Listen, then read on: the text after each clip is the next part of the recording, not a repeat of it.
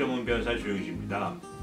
예, 오늘은 어제 뉴욕 타임스 기사가 났습니다. 이민법에 관련해 가지고요. 새로운 업데이트를 말씀드리겠습니다.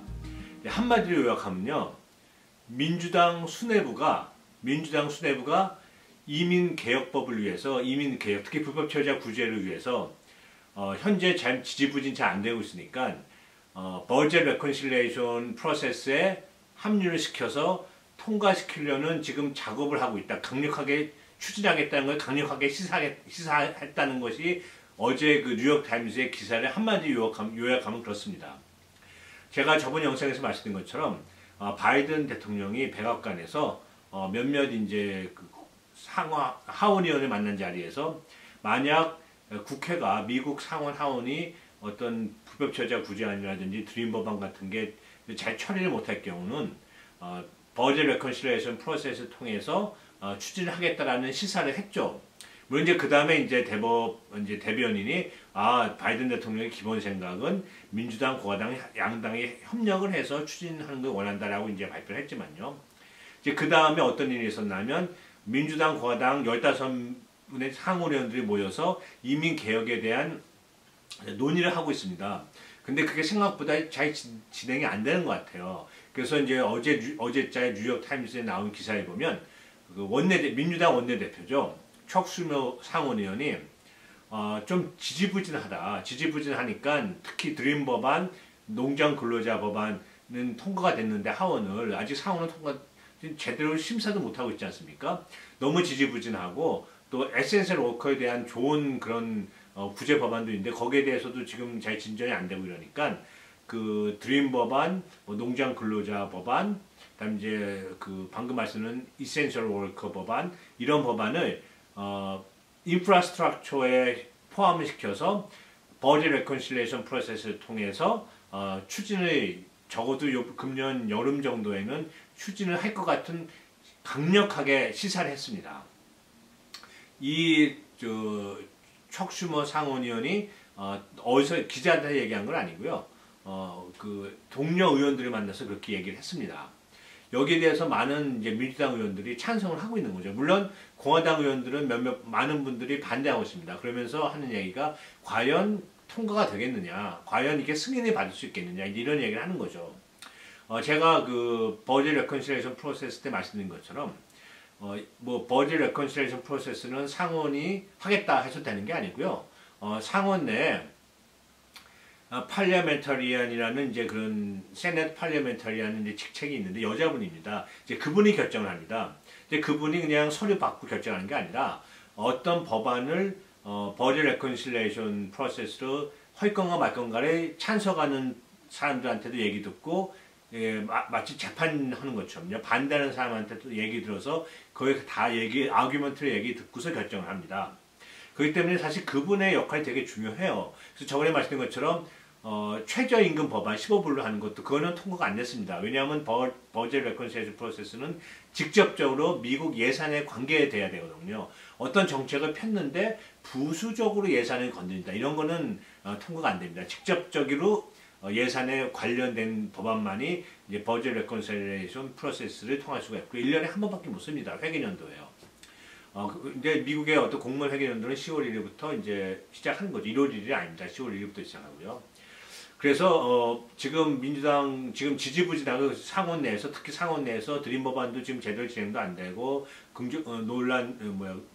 농장 근로자법도 진행도 안 되고 이래가지고 드디어 민주당에서 제가 저번에 몇 번 말씀드린 것처럼 예측을 했죠.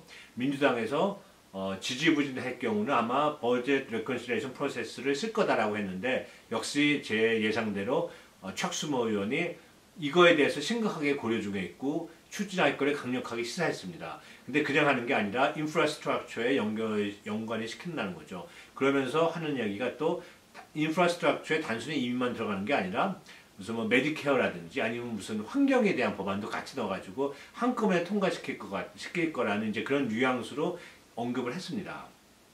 여기에 대해서 이제 공화당 의원들은 반대를 하면서 이제 어떤 분이 이런 얘기했습니다.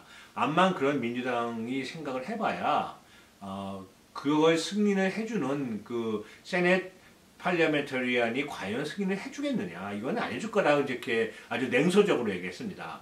그런데 이제 이번 기사에도 나온 것처럼 이게 중요한 얘기 뭔가 하면요, 그런 냉소적인 반응에 맞춰서 공화당에서 제기한 이제 반응이 뭐였냐면 지난 2005년도는 아시다시피 부시 대통령입니다. 공화당이죠. 2005년도 부시 대통령일 때 공화당이 이제 여당일 때 버젯 레컨실레이션 프로세스로 이민에 대한 거를 통과를 시켰습니다. 어떤 건가 하면 구체적으로 말씀드리면 H-1B 비자입니다. H-1B 비자 이제 취업 비자죠.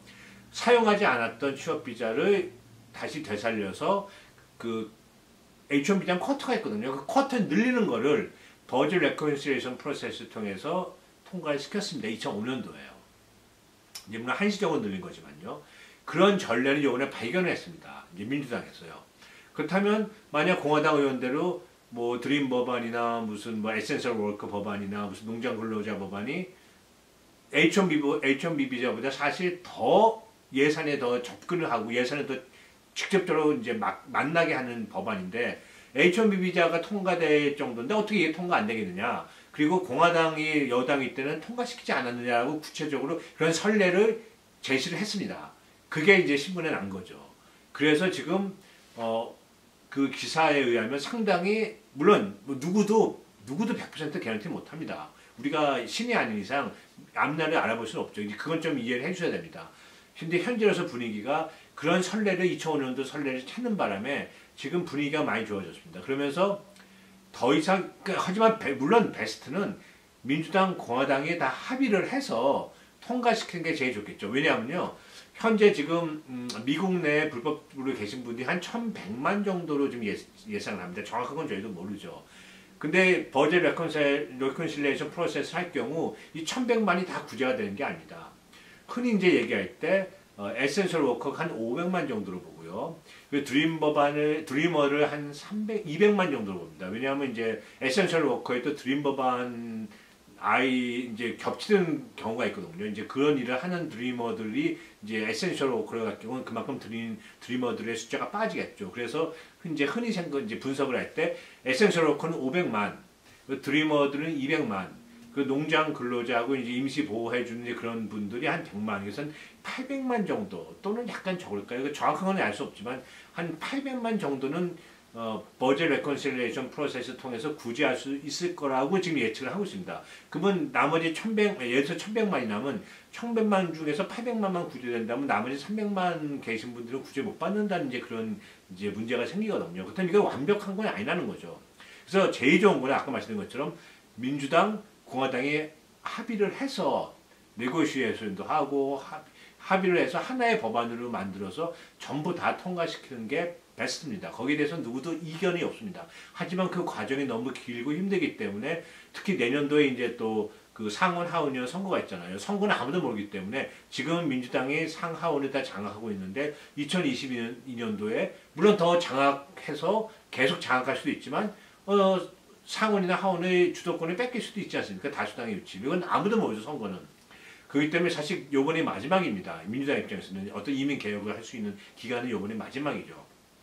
그래서 방금 말씀드린 것처럼 양당이 합의해서 1,100만을 다 구제해주면 베스트인데 만약 그걸 기대하다가 만약 내년 2022년도에 선거에서 민주당이 다수당을 놓치게 되면 뭐 상원이든 하원이든 어디든지요. 그럴 경우는 이민 개혁이나 불법 체류자 구제안이나 드리머 법안은 뭐 속된 말로 도로 남해함에 타버리 되는 거 아니냐 이런 이제 걱정이 많은 거죠. 그래서 민주당 이제 수뇌부에서는 1,100만을 다 해주는 것보다는 가능한 많은 분들 이제 그게 나온 게 이제 드리머 법안 이제 하원에 통과했지만요. 농장 근로자, 그다음에 이제 뭐 임시보호 계신 분들, 그다음에 이제 그 에센셜 워커 이렇게 네 에어리아만 버젯 레컨실레이션 프로세스 통하더라도 한 800만 정도 약간 작을 수도 있고 그 정도라도 통과시켜서 법안에 통과시켜서 그분들이라도 구제해 주는 게 훨씬 좋다고 생각하고 있는 것 같습니다. 상당히 현실적이라고 저는 개인적으로 생각하고요. 그리고 이 버젯 레컨실레이션 프로세스를 통할 수만 있다면 방금 말씀드린 네 가지 법안은 통과가 가능할 거라고 봅니다. 그리고 그 뉴욕타임스하고 힐지에도 났더라고요. 뉴욕타임스하고 힐하고 다 이제 언급했지만 단순히 그 인프라스트럭처 법안에 이민만 들어가는 게 아니라 방금 말씀드린 것처럼 메디케어도 집어넣고 무슨 그 에너지 법안도 집어넣는다는 거죠.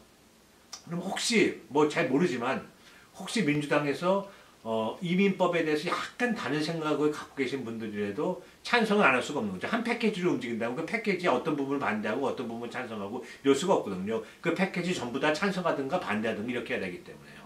그래서 이렇게 이제 민주당 수뇌부가 드디어 바이든 대통령의 언급 이후에 15명으로 이루어진 상원에서 이제 협의를 하다가 생각보다 이민법의 어떤 개혁이랄지 불법 저자 구제한 이런 법안이 진행이 잘 안 되는 걸 확인하고는 드디어 민주당 수뇌부가 이거는 좀 쉽지가 않을 것 같다. 합의가 양당 합의가. 그래서 여차하면 뭐 여름이면 여름 뭐 정확한 시기는 나와 있지 않습니다만은 여름이 되지 않을까라고 예측하고 있어요. 금년 여름. 아직은 뭐 봄이니까 약간 몇 달 더 있어야겠죠. 그때쯤이면 버젯 레컨실레이션 프로세스 통해서 적어도 4가지 법, 에센셜 워커라든지 드리머, 그다음에 농장 근로자, 그다음에 이제 임시 보호해주는 법 이런 법에 해당되는 분들은 구제를 하려고 시도하지 않을까라고 생각합니다. 그렇게 또 강력하게 시사를 했고요. 근데 또 방금 말했던 것처럼 거기에 좋은 어떤 그런 이론적인 근거로서 2005년도에 공화당 부시 정권이었죠. 부시 행정부 때 이미 공화당이 H-1B 비자를 그런 케이스를 그것도 이민이니까요. 이제 따지고 이미그레이션 로죠. 그거를 H-1B 비자 케이스를 버젯 레컨실레이션 프로세스 통해서 통과시키는 경험이 있습니다. 그런 선례가 있기 때문에 이제 와서 공화당에 반대하는 것도 좀 웃기고요. 우습고요. 그리고 그 세넷 팔리어먼터리안도 선례를 무시할 수도 없는 입장입니다. 그래서 이 선례가 발견됨으로써 이제 신문에 의하면 환호성을 올렸다 그래요. 민주당 쪽에서 이런 선례가 있구나, 이런 선례 찾아냈구나 이러면서요. 그래서 사실 미국은 법 체계가 판례법 체계이기 때문에 선례가 있다는 게 아주 중요합니다. 물론 성문법 체계에서도 선례가 중요한데 이렇게 미국이나 영국처럼 판례법 체계에서는 선례가 있다는 것은 진짜 파워풀한 무기가 되는 거죠. 진짜 파워풀합니다.